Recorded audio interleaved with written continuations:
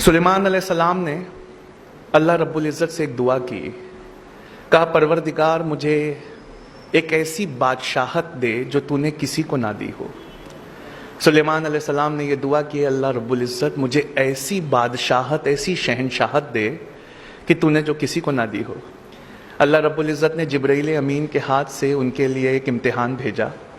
जिब्राइल अमीन ने उनके सामने 3 चीज़ें लाकर रख दी और सुलेमान अलैहिस्सलाम से कहा कि इसमें से एक ऐसी है जो अल्लाह ने सिर्फ आपके लिए चुनी हुई है। मैं आपके सामने तीनों रखता हूँ। अल्लाह ने कहा आप जो चुन लेंगे वो आपकी हो जाएगी। तो उन्होंने पहली चीज़ रखी शोहरत, दूसरी चीज़ रखी दौलत और तीसरी चीज़ इल्म रखा। जब जिब्राइल अमीन ने इल्म रखा सुलेमान अलैहिस्सलाम के सामने तो सुलेमान अलैहिस्सलाम मुस्कुरा दिए, कहा परवरदिगार मुझे माफ़ कर दे, मेरी दुआ गलत थी, मुझे अब बादशाहत नहीं सिर्फ इल्म चाहिए।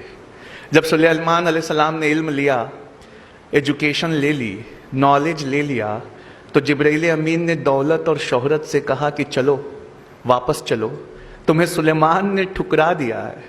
तो दौलत और शोहरत वहाँ कह पड़ी हम कहीं नहीं जा सकते।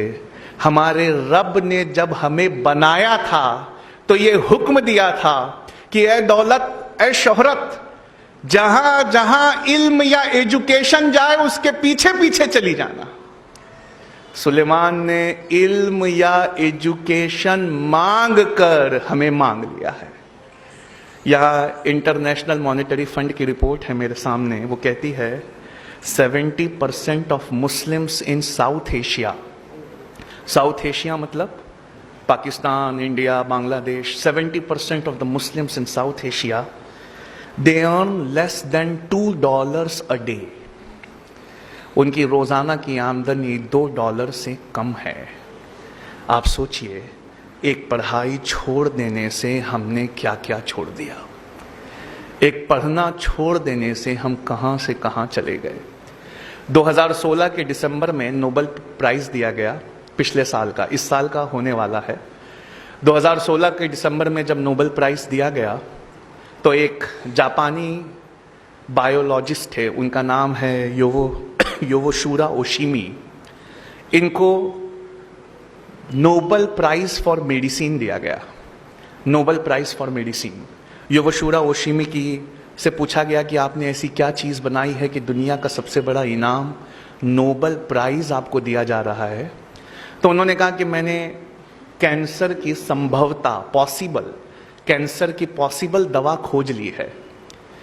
तो दुनिया ने बड़ा जोर से उनका स्वागत किया, कहा आपने कैंसर की दवा खोज ली? कहा नहीं, दवा नहीं, लेकिन एक क्योर, एक प्रिकॉशन मैंने खोज लिया है। तो दुनिया ने पूछा बताइए ऐसा क्या किया जाए जिससे कैंसर नहीं होता। तो उन्होंने कहा कि जब हम भूखा रहते हैं और हमारी बॉडी के न्यूट्रिएंट्स खत्म होने लगते हैं, जब हम भूखा रहते हैं तो हमारे जिस्म के सड़े गले हिस्से को हमारी बॉडी खाने लगती है। जिस्म के सड़े गले हिस्से को हमारी बॉडी खाने लगती है। इसे ऑटोफैगी कहते हैं। अगर आप चाहते हैं कि आपके जिस्म के अंदर के गलीच हिस्सों को, सड़े गले हिस्सों को आपका जिस्म खा ले, तो आपको भूखा रहना चाहिए। ये खोज मैंने की है। जब बॉडी ऐसे हिस्सों को खाने लगेगी तब कैंसर का क्वांटम या परसेंटेज कम हो जाता है।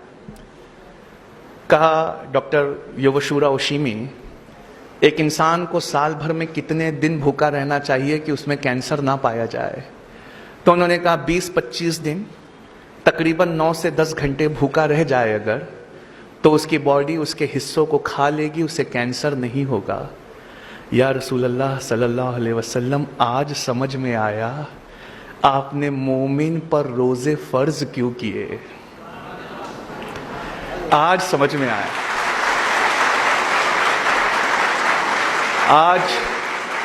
आज ये बात समझ में आई कि क्यों कुरान ने कहा कि रोजे ना छोड़ना। हम तो इसलिए रोजे रखते हैं क्योंकि हमारे अल्लाह का हुक्म है। हम तो रोजे इसलिए रखते हैं क्योंकि हमारे नबी पाक का हुक्म है। लेकिन आज समझ में आया कि इस हुक्म में कौन सी रहमत छुपी हुई है। योवोशुरा ओशिमी को दुनिया का सबसे बड़ा प्राइज दिया गया ऑटोफैगी के लिए। ऑटोफैगी यानी जिस्म अपने सड़े गले हिस्से को खा ले। आज से 1438 साल पहले कोई ये हमें दे गया, बस हमारा नजरिया कुछ और था, हमने उसे दीनी पढ़ाई कहकर ठुकरा दिया। एक जापानी उठा, उसने उस पर रिसर्च की, उसने उसे दुनियावी पढ़ाई से मिलाकर देखा। आज दुनिया ने उसे दुनिया का सबसे बड़ा प्राइज, नोबेल प्राइज दे दिया। ऐ बच्चों, तुम क्यों नहीं पढ़ते? तुम क्यों नहीं कोई चीज को रिसर्च की तरह लेते? तुम क्यों नहीं कोई चीज को उस तरह देखते जिस तरह देखे जाने का हुक्म है? अल्लाह रब्बुल इज्जत कुरान में फरमाता है, तुम गौर क्यों नहीं करते कि अल्लाह ने यह कायनात कैसे बनाई है? हम में से कितने हैं जिसने ये गौर किया? मेरा ज्योग्राफी का क्लास होता है दिल्ली में, वहाँ मैं रॉजर बेकन को हमेशा कोट करता हूँ। सर रॉजर बेकन ये एक बहुत बड़े साइंटिस्ट थे, 12th सेंचुरी के, यूरोप के फादर ऑफ साइंस कहा जाता है इन्हें। इन्होंने साइंटिफिक रिवॉल्यूशन लाया था यूरोप में। अब मैं इनका एक बहुत प्यारी चीज आपको सुनाता हूं। सर रॉजर बेकन कहते हैं, बेशक थोड़ा साइंस और थोड़ी फिलॉसफी हमें अल्लाह से दूर ले जाती है। थोड़ा साइंस और थोड़ी फिलॉसफी हमें ईश्वर या गॉड से वो दूर ले जाती है, पर बहुत सारा साइंस और बहुत सारी फिलॉसफी हमें खुदा के बेहद करीब ले आती है। अगर मैं आपसे पूछूं कि क्या अल्लाह है, तो आप में से अक्सर और बेशतर लोग कहेंगे हाँ है। पर अगर मैं आपसे दूसरा सवाल करूं, उसका क्या सबूत है कि अल्लाह है, तो आप कहेंगे बहुत सारे लोग, ये ईमान का मसला है, हमारा ईमान मजबूत है। लेकिन अगर कोई मुझसे पूछे कि अल्लाह है, इसका क्या सबूत है, तो मैं कहूं कि ये सबूत तो इसी टेबल पे रखा हुआ है। कहा कैसे? 7th स्टैंडर्ड में टीचरों ने पढ़ाया था साइंस की क्लास में, 7th ग्रेड में, ऑक्सीजन सपोर्ट्स बर्निंग। ऑक्सीजन जलाने में मदद करता है। आपने वो एक्सपेरिमेंट किया है ना, कैंडल वाला? एक कैंडल को रखिए, आग लगाइए, उसके ऊपर कुछ ढक दीजिए, जब ऑक्सीजन खत्म होगा तो कैंडल भी बुझ जाएगी। तो ऑक्सीजन सपोर्ट्स बर्निंग। और नासा से पूछा कि कौन सा फ्यूल यूज करते हो अपने रॉकेट्स में, रॉकेट में ऐसी कौन सी चीज यूज करते हो कि रॉकेट आसमान में चला जाए? तो वो कहते हैं हाइड्रोजन। कहा hydrogen is the most combustible substance on earth. Hydrogen bomb भी दुनिया के सबसे ताकतवर बॉम्ब में से एक होता है, यानी एक अति ज्वलनशील है। एक जलता ऐसे है कि रॉकेट को ले जाए या पूरा का पूरा टाउन बर्बाद कर दे, हाइड्रोजन। और एक भड़काऊ है, ऑक्सीजन। एक जलाऊ है, एक भड़काऊ है। अल्लाह ने कहा कुन फयकून हो गया, H2O हो गए। दो भड़काऊ एक जलाऊ जब एक साथ आए तो बुझाने का काम कर रहे हैं। H2O क्या है? 2 हाइड्रोजन है, एक ऑक्सीजन है। क्या हमने कभी अपने पानी को इस नजरिए से देखा है? क्या हमने उसमें कभी अपने रब की रबूबियत को तलाश किया है? एक इतना ज्वलनशील है कि रॉकेट्स को आसमान में ले जाता है, और एक ऐसा है जो जलने में सपोर्ट करता है। अल्लाह ने कहा कुन, एक हो जाओ, फयकून, एक हो गए, बुझाने का काम कर रहे हैं।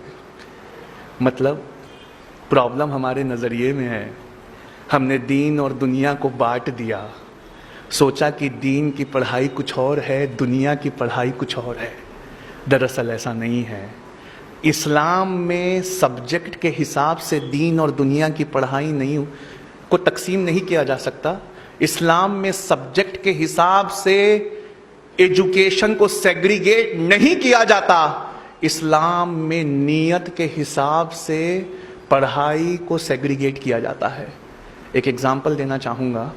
मान लीजिए हम में से कोई आलिमत का कोर्स कर रहा है, वो कुरान और हदीस पढ़ रहा है, लेकिन उसकी नीयत ये है कि मैं बड़ा होकर कुरान और हदीस सुनाकर पैसे कमाऊंगा। तो बताइए अब वो दीनी पढ़ाई हुई कि दुनियावी पढ़ाई हुई? दुनियावी हुई। और कोई MBBS कर रहा है, कोई लॉ कर रहा है, कोई इंजीनियरिंग कर रहा है, इस नीयत से कर रहा है कि मैं एक ज़रूरतमंद की मदद करूंगा। तो क्या ये दीनी पढ़ाई हुई कि दुनियावी पढ़ाई हुई? ये दीनी पढ़ाई हुई। मतलब साफ है बच्चों, जो आप पढ़ रहे हो उसमें एक अच्छी सी नीयत जोड़ लीजिए। मेरी पढ़ाई, मेरी रिसर्च, ए अल्लाह, दुनिया के दबे हुए कुचले हुए लोगों के लिए है, मैं उनको एम्पावर करूंगा।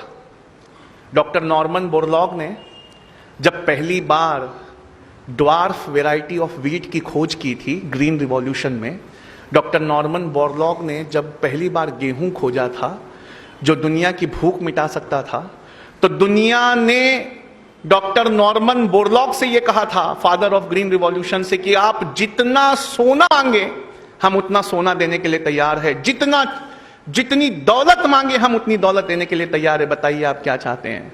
उन्होंने कहा, मैं कुछ नहीं चाहता, मैं चाहता हूं कि ये गेहूं, ये ग्रीन रिवॉल्यूशन का गेहूं गरीबों में मुफ्त में तकसीम कर दिया जाए। मैं अपनी टेक्नोलॉजी के लिए कुछ भी चार्ज नहीं करूंगा, बस मैं भूखों की भूख मिटाना चाहता हूं। क्या आजम कैंपस में आज कहीं किसी बेंच पर एक डॉक्टर नॉर्मन बोरलॉग बैठा है क्या?